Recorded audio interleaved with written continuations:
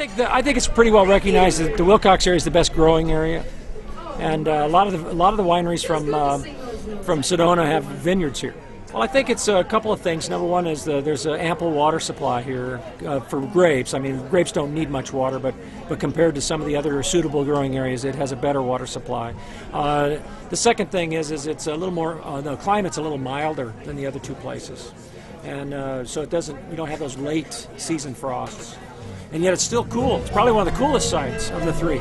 I mean, Sedona's hot compared to here. It's a very interesting process, but it is really farming, and we harvest our fruit, we make wine out of it, right on the estate. And estate has a technical term when it comes to wineries and farms, because when you say estate bottled or estate grown, it means you grew the fruit, you made the wine, you bottled it right there, you live on the property. So it's kind of a classic mom and pop farm. Well, oxygen is the key component of aging, and too much oxygen ruins the wine, turns it into vinegar.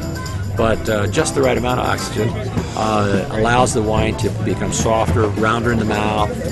It enhances the fruit flavors in the wine. And typically we age all of our wine in oak barrels. And some of those oak barrels are new oak barrels. Some of them are new French oak barrels made in France and from French wood.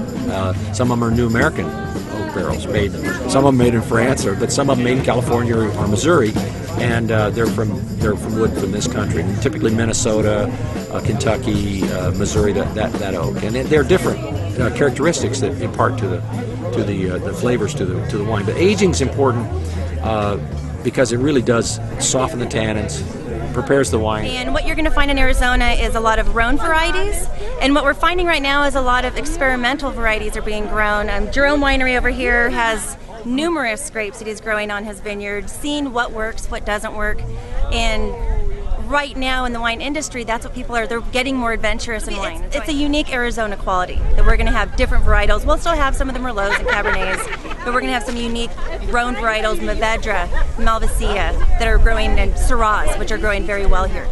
We grow everything from dry reds, Cabernet Sauvignon, Syrah, Sangiovese, to sweeter whites, Muscats, Rieslings. We also have Chardonnays and Chenin Blancs. Very, very wide range of flavors that we can produce with our wines here. Well, nearly all wine is really blended. I mean, when we bring the fruit out of the field and we bring it to the crush pad, we crush it. And if it's red wine, it gets crushed into stem, and then it goes directly into the fermentation bin. And we have a small fermentation bin, about 1.5 tons is what we do. So we have multiple fermentation bins. So right from the get-go, each one's going to be a little bit different. And you're going to take that wine and you're going to put it in the barrels and in a tank to let it settle, and put that wine in the barrels. And so each barrel has a slightly different characteristic, even if it's the same varietal. Like Syrah is a varietal of grapes, just like Fuji is a varietal of apple.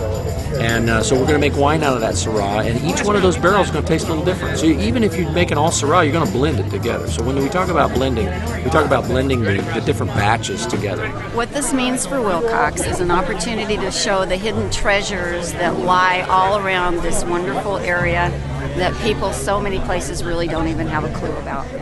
And we have wonderful vineyards, we have wonderful climate, wonderful people, and this is a great way to bring all three together.